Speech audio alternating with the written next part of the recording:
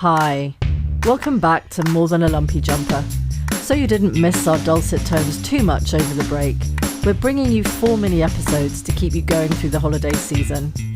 This week, we're chatting about being centred as we go about our lives. We've got a few gifts. Things to read, things to watch, and a practice. So come and join us, for centering is not just for Christmas. Well, hello everybody, it's Bobby and Bridge back again. This time, not with an episode, but with some Christmas gifts. So the gift today is centering, and centering is not just for Christmas.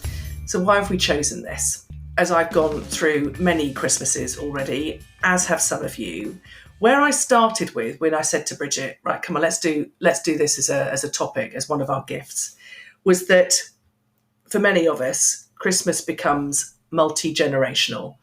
You may be lucky enough to still have your parents with you, there's your children, there's relatives, the whole works. And sometimes, for some of us, that can actually be quite triggering. I remember, God bless them, because I haven't got either of my parents with me now, but the question from my mum was, oh, do you make your gravy like that? I don't do it like that. And Love so that could be quite triggering. Or, you'll all have your own for those sort of things. But we want to be inclusive here because Christmas isn't the same for everybody. Some people may well be having a very, very quiet Christmas, but there may well be some level of triggering in that. You might not celebrate Christmas, but we all have triggers. The reason that I started bringing it up was because of the gravy situation. But it's still, I still every time I made gravy, now. It went on because the first time I made gravy for a roast with my husband, I thought, I don't like the taste of it very much with what he said. I'm going to put an Italian oxo cube in it. It nearly ended us because he was like, what the fuck have you done to the gravy? So gravy is quite triggering. Oh, Bobby, before we go on though, can I just ask, just want to check, centering, is that the same as grounding? I would say it that the same it's the same thing or is it different? The thing for me, whether you're talking about grounding, whether you're talking about centering, if I use the gravy analogy again, is that I have a default position if I say gravy, and it can actually send me into a rage. If you can ground, center, you have a moment where you get to choose your action. And that's why I think it's so important, not just at Christmas, but in all ways. You've known me for a very long time, and you know how quickly I can go off the scale and do things. But equally, I think since we've been back in much more contact, you know that I don't do that. And I'll still have days when I do it because it's my default position. But the centering, grounding, that finding your feet and rerouting yourself and taking a deep breath allows you that moment of pause to choose as to whether you're going to fly off the handle or whether you're going to say, actually, mum-in-law, husband, whoever it might be, would you like to make the gravy Fuck off for about me? the gravy. That's a big thing for me. But there's the choice. That's a very big thing. Okay, so the other thing when you chose this gift was your thinking behind it's not just for Christmas, because I get that, now is a time for many people where, as you say, there are triggers. And also a lot of people, how when often you stop working and everybody gets ill, we were just saying that both of us have got sort of low level coughs and colds at the moment. And it's really weird. Yes. It always seems to happen when you just relax. And so this is a time where there is a bit of space to do something.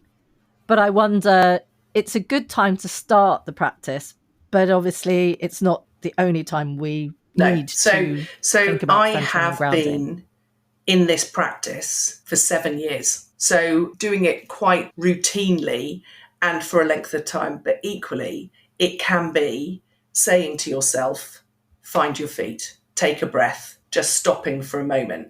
So it can be a matter of seconds, or you could be doing a whole body scan. And one of the things that I'm going to put at the end of the session is how to do that centering practice, but a longer practice. I often center when I'm cleaning my teeth in the morning, or I center when I'm stood in the shower just to set my day. But there'll be things like an email will come in and I can feel myself going, oh my God, and then having to stop for a moment and recenter and going, you don't have to deal with that just now, or think before you respond, put it in drafts, get somebody else to look at it, don't just write fuck off, which is what you may well want to do. And so the practice and the Strozzi Institute, where I first was taught all of this, will say that in order for somebody to know something mind-wise, it's 300 repetitions. To know it in your body is 3,000. To be a master at it, you need to have practiced it 10,000, which is why it's daily and why I'm saying it's not just for Christmas. Gosh. So, Bobby, if we move on then to what we were going to suggest as the gift for this particular topic, I think you've said one of them is a practice that you do that you're Richard going to attach Strozzi to Heckler, who as a actually link. established the Strozzi Institute, I have a link for a YouTube video of him showing you how to do the centering practice. So I'd urge people to watch that. But as I say, you can see within that even if you only manage to do from that is finding your ground, finding your feet and breathing, you'll be giving yourself the opportunity to take another option. So that's one of mine. But I'm also interested to hear the gifts that you got with this as well. Well, I'll give one since you've given one. I've been, I guess since I've moved to Ireland, I've had some time and a need to do some decompressing and I found that I have felt a little ungrounded, a little sort of bouncing around the place. And so I was really lucky to be able to take part in some forest bathing in West Cork. And West Cork is a beautiful place. And in a way, just driving into West Cork is a really good way of grounding yourself. But forest bathing is a Japanese thing. And I think the word is Shinrin Yoku. And it's essentially going for a very long walk in the woods, but not a walk for cardio benefit. It's effectively bathing in the essence of the forest. So I was very lucky to be able to do that with West Cork forest bathing. But one of the things that I found was so lovely was just walking very slowly and thinking through the senses. So looking, smelling, seeing, and feeling, like putting your hand in the mud or the sort of ground and smelling that smell that I haven't really smelt since I was a kid, when you used to be down in the, picking out the worms and doing all of those things. And then finding a tree that you liked, which is a bit woo-woo, and then just spending time with the tree and looking at it really closely, touching it, seeing what else was growing there, and then just sitting, hugging it, whatever you wanted to do. And I came out of that, I had about a good 2 weeks, I think, of sort of feeling much more in myself. I think that the Japanese developed it because when all of the cities came up, there was a guy whose name I can't remember now, who realized people were getting ill. Yeah. And he realized it was because they weren't in touch with the woods or nature. And he then found that spending an hour or 2 hours every week, so it's quite a lot, but it is amazing. So yeah, that's my recommendation is, even if you don't have an hour, go for a walk in the woods, but do it slowly. So what I'd say as well, because I often offer up getting out into nature as a practice when I'm coaching clients, because we don't do enough of that in terms of the fresh air. The other thing that you can do, especially if you haven't got access to woods or whatever it might be, just go and put bare feet into the grass and walk slowly. So, and to be honest, you could do that now to reconjure up what you got from the forest bathing and actually almost bring it back. Well, drives my husband crazy. So whenever I go barefoot, he's like, have Vienna. He's convinced that every illness comes from walking barefoot. So he just spends his whole time going, have Vienna, which is, I think, Tunisian for barefoot. And I did go barefoot in the forest. But if you do go barefoot, just be aware, dog poo and thistles. So I came back with a massive bramble thorn in my foot after my little sojourn. But tweezers are good, and then it gives my husband a reason to just go, well, that's why we do I stuff, told you. So they can say I told you so. I do things deliberately. Sorry, Ash. Yeah. So what's your next gift, is Bobby? A gratitude journal. And again, I think when things are, Christmas brings this back to me a little bit, when I know that I have got really frustrated about things needing to be perfect and things not quite going according to plan. There have been lots of people in the house. There were years when I forgot to fully enjoy it for moments because of everything that was going on. And I often, if the day's getting away from you, again, this is why I say these things are not just for Christmas. When things are getting away from you, just stopping to take stock of just how much you have got to be grateful for. And I remember, again, my mum often saying to me, there's always somebody worse off than yourself. I think it's a more positive stance of that, because your gratitude can be within the family, but it can be things in the world. You can be grateful about yourself for some reasons as well. Quite a stretch for me some of the time, but I'm getting better at it. So again, I've got a blog post from somebody called Barry Davenport, who is part and parcel of a website I found called Mindful Zen. And she talks on there about, there's 123 prompts basically that she's giving you that you could question yourself on to write in a gratitude journal. Oh, that's really cool. We'll all find something within that. I use that as my question for the day. There's some beautiful questions in there as well. So I thought that might be quite useful so that people aren't sitting there going, oh God, what am I grateful for? Which, if you're learning to practice that and bringing that forth, it can sometimes feel stuck. So these prompts are to help you get unstuck. That's great. Yeah, I do have a gratitude practice. I'm not as good at it as I could be, but I do know that it becomes easier. So your brain starts to look during the day for things to prepare yourself for the evening. It's as if there's a little competition. Your brain is challenged and goes, right, I'm not going to be stuck this evening because I'm going to scan the day and find things that I can remember to be grateful for. So actually, I find this a really good way of changing a mindset and making a slightly more positive mindset as well. So, but I love the idea of the prompts because I do get stuck, and I'm going to have a check out of that. Thank you. And then the final one is, because I've been doing quite a lot of woo-woo in Ireland, surprisingly enough. There's not enough woo-woo in the world. I'm loving the woo-woo. Embrace the woo-woo.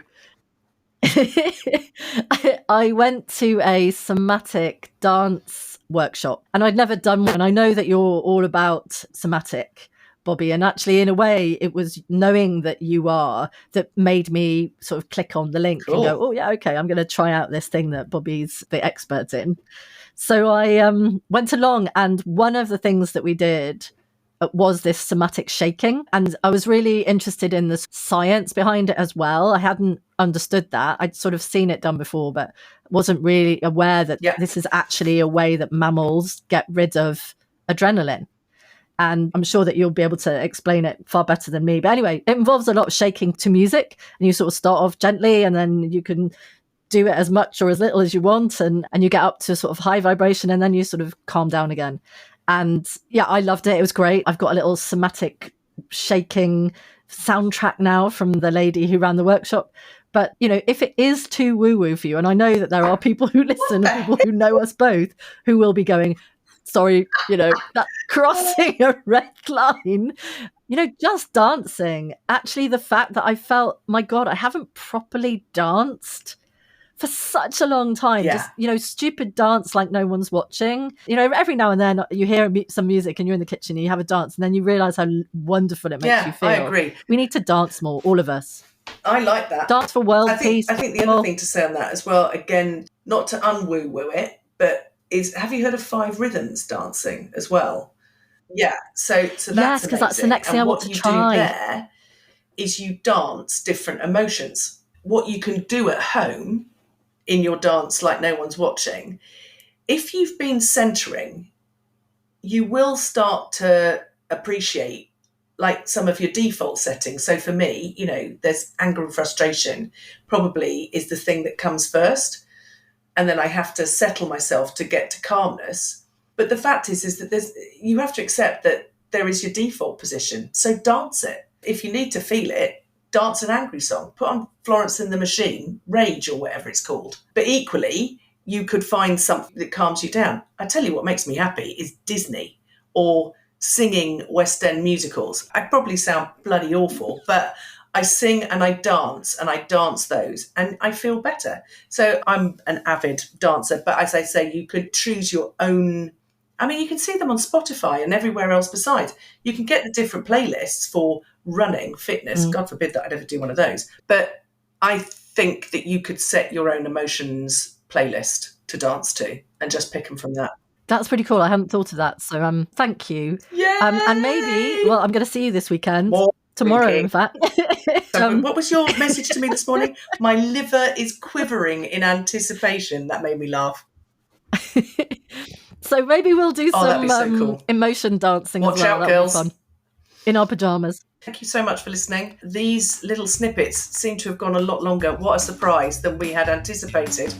But I hope that there is something in there that will support you during the festive season and beyond into the new year. And we will speak to you again very, very soon. Thanks for listening. Bye. Bye.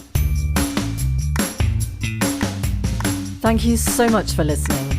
You'll find links to the gifts on our website and on our Spotify podcast page. Next week, we'll be talking about play is not just for fun.